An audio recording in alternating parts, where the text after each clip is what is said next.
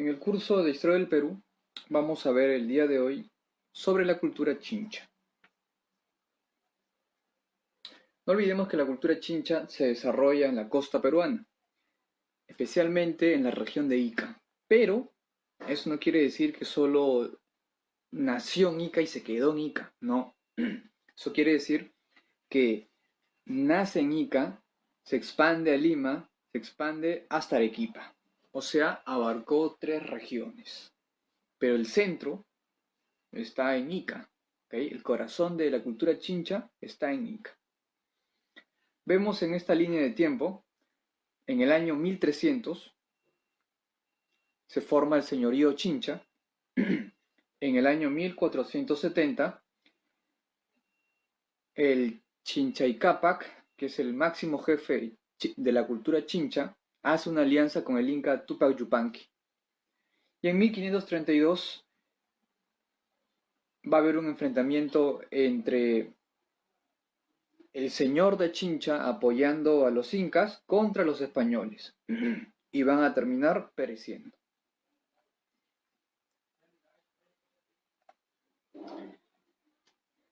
La máxima autoridad de la cultura chincha, o sea, el jefe, el rey, el gobernante, el máximo representante, era llamado Chinchaycapac, que es igual a un rey. Por debajo del Chinchaycapac se encuentra la aristocracia, o sea, los nobles, las personas muy ricas en Chincha. Se encuentra el sector burocrático, que vendrían a ser los funcionarios públicos, y se encuentra la casta sacerdotal, los sacerdotes. Tenemos como máxima autoridad al Chinchaycapac, a los aristócratas ricos, a los grandes comerciantes, a los burócratas, que son los funcionarios públicos, y a los sacerdotes, a los representantes de la religión chincha. Y por debajo de ellos tenemos a la gran mayoría, que vendría a ser el pueblo de Chincha. ¿Quiénes conforman al pueblo de Chincha? Los campesinos, los mercaderes y los pescadores. Vemos en la pirámide social cómo se distribuía políticamente, sociopolítico, la distribución sociopolítica del reino o de la cultura chincha. En la punta, que es la minoría, o sea, quienes conforman la nobleza chincha es una minoría. ¿Quiénes lo conforman? Los aristócratas, los nobles. Y en la parte más alta se encuentra el rey, el Chinchaycapac. Por debajo de la nobleza se encuentran los sacerdotes, la casta sacerdotal. Y por debajo de la casta sacerdotal, o sea, la población que es mayoría, lo conforma el pueblo. El pueblo está conformado por artesanos, mercaderes, pescadores, campesinos, entre otros. Por lo tanto, podemos decir que la mayoría de la población de Chincha lo conforma el pueblo. Luego, la casta sacerdotal y por último la nobleza. A nivel económico, ¿de qué vivía el hombre de Chincha? ¿Qué cosechaba? En la parte agrícola, el hombre de Chincha cosechaba, por ejemplo, ají, calabaza, maíz. En lo que vendría a ser pesca, el hombre de Chincha tenía una gran ventaja. Estaba muy, pero muy cerca al mar peruano, muy cerca al mar, y tenían todo tipo de productos marinos. Incluye peces de todos los tipos, incluye crustáceos, mariscos, también consumían almejas, choros, rayas. En el caso de las rayas la desecaban, la convertían en tipo charque.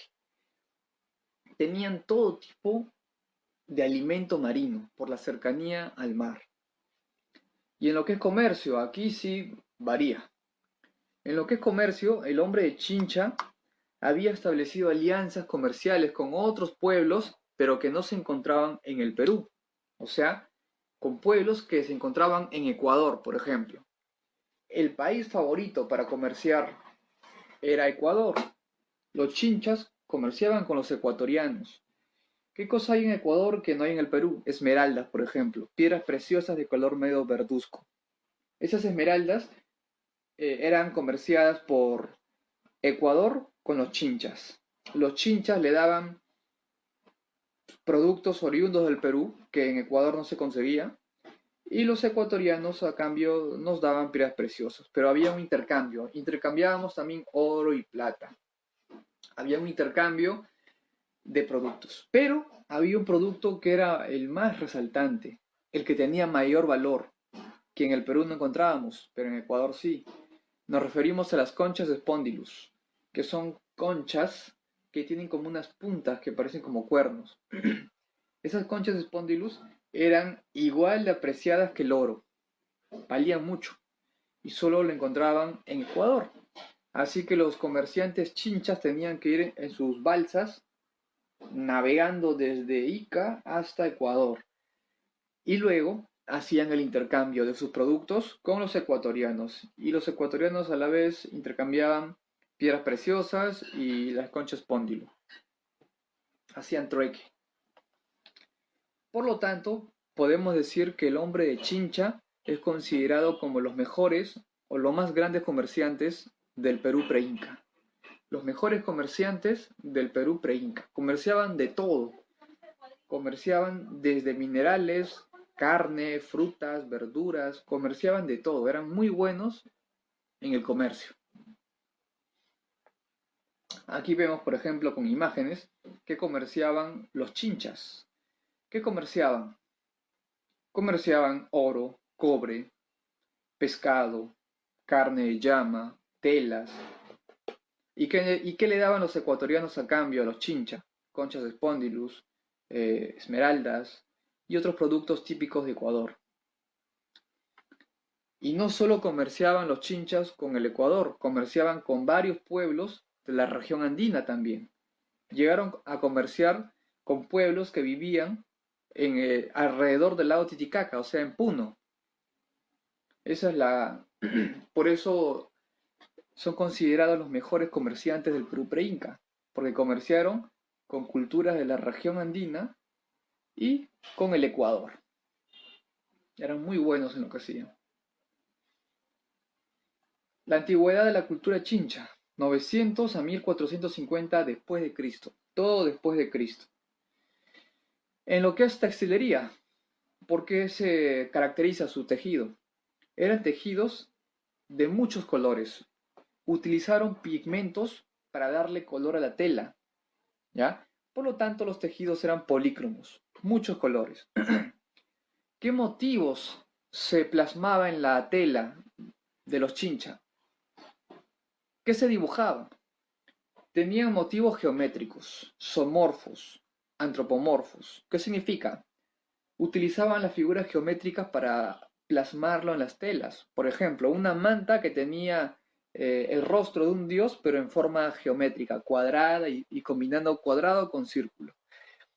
También plasmaban dibujos de animales, o sea, zoomorfo, y dibujos de seres mágicos, dioses y también reyes. Y todo este textil, todo este tejido era fino. ¿Y cómo conseguían esta fibra?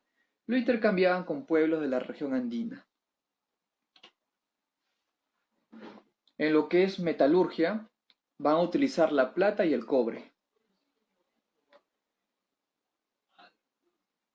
Y van a hacer transacciones comerciales utilizando la plata. Aunque la plata no hubo tantos trabajos en plata, pero la plata servía como una especie de moneda para poder intercambiarla por otros productos. Ejemplo de orfebrería chincha, los vasos narigones, o sea, es la cabeza de un dios con una nariz muy grande, por eso los vasos narigones. Y en lo que respecta a arquitectura, ¿en qué resalta o cuál de todas sus arquitecturas o construcciones es la más resaltante? Tenemos a la Huaca La Centinela, que es una gran construcción hecha en adobe que tiene 400.000 metros cuadrados de extensión, o sea, gigantesco, muy grande. No llega a superar a Chan Chan, de la cultura chimú, pero es muy grande, la Huaca Centinela. ¿Qué se construyó en la Huaca Centinela? ¿Qué cosa hay?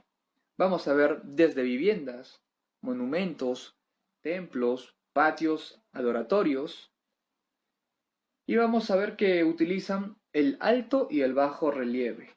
¿Qué significa eso? ¿Qué es alto y bajo relieve? Significa que cuando yo construyo ya eh, un templo o una vivienda, en la pared van a ver imágenes que pueden ser de dioses, de animales, que resaltan. Cuando tú pasas la mano sobre la pared, vas a sentir que está pronunciado. Los dibujos están hechos en el adobe, pero tienen zonas que sobresalen. Tú pasas la mano y sientes las zonas. Eso vendría a ser alto relieve. Y el bajo relieve es realizar dibujos en el adobe, no pintándolo, sino trabajando en el mismo adobe, pero hacia adentro. O sea, hacer dibujos y cuando tú pasas la mano no sientes protuberancias, sino que sientes zonas hundidas. Un ejemplo de bajo relieve es eh, el lanzón monolítico, por ejemplo, el lanzón monolítico está hecho en bajo relieve.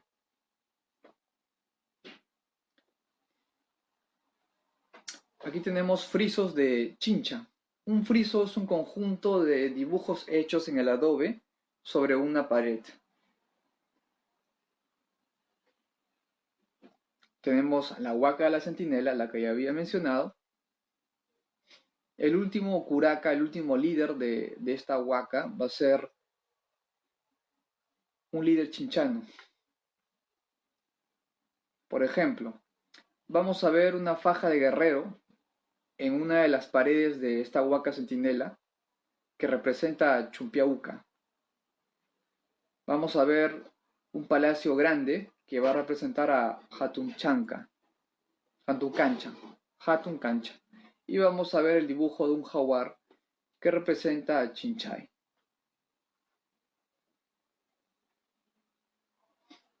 En lo que respecta a la cerámica, no resaltaba tanto la cerámica chincha, era una cerámica sencilla, pero sí tenía colores, no era monócroma, era polícroma. La forma de la cerámica era por lo general esférica, ¿ya? No van a utilizar el asa puente, simplemente va a ser una especie de cuello tubular y una especie de asa, nada más, algo sencillo. Los colores más utilizados para la cerámica chincha es el negro, el blanco y el rojo. ¿Ya? Estos colores van a estar sobre el rojo. Y una característica de la cerámica chincha es que los dibujos que están plasmados en la cerámica, que representan animales, aves, serpientes, etc., también son dibujos que han hecho o plasmado en los textiles.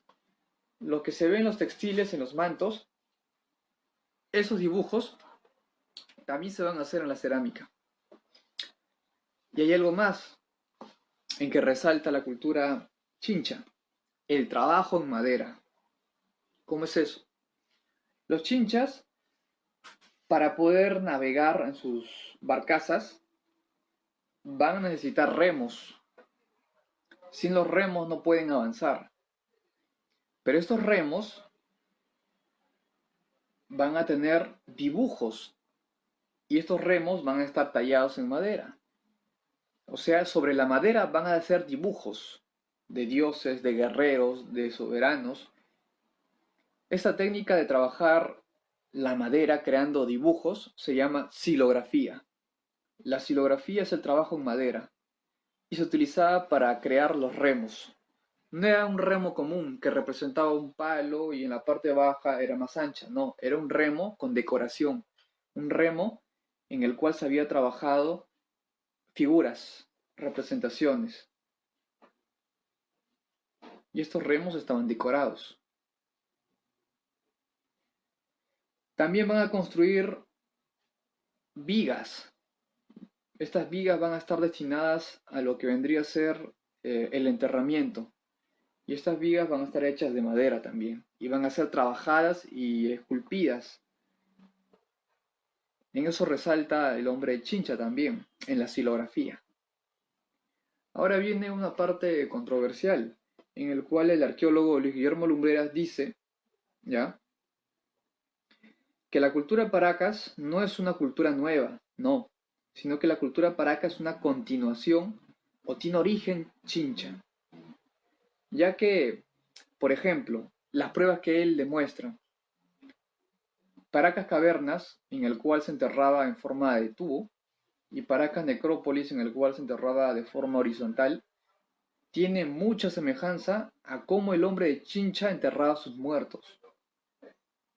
Y lo que trata de demostrar Luis Guillermo Lumbreras es que la cultura Paracas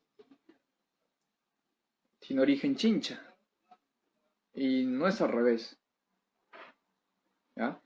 Lo que trata de demostrar es que Paracas fue parte de Chincha y que el cementerio Chincha, los cementerios chinchas no representan a Paracas. Es más, hasta refuta eso. Él quiere decir que los cementerios chinchas, o sea, lo que conocemos como Paracas Cavernas, Paracas Necrópolis, no es de Paracas en sí, sino que de Chincha. O sea, que Paracas prácticamente es Chincha, ya que la forma de enterrar a los muertos de forma vertical y horizontal es el estilo Chincha. Ese es su punto de vista de Luis Guillermo Lumbreras. Puede ser discutido, debatido, pero es lo que él cree y ofrece esas pruebas.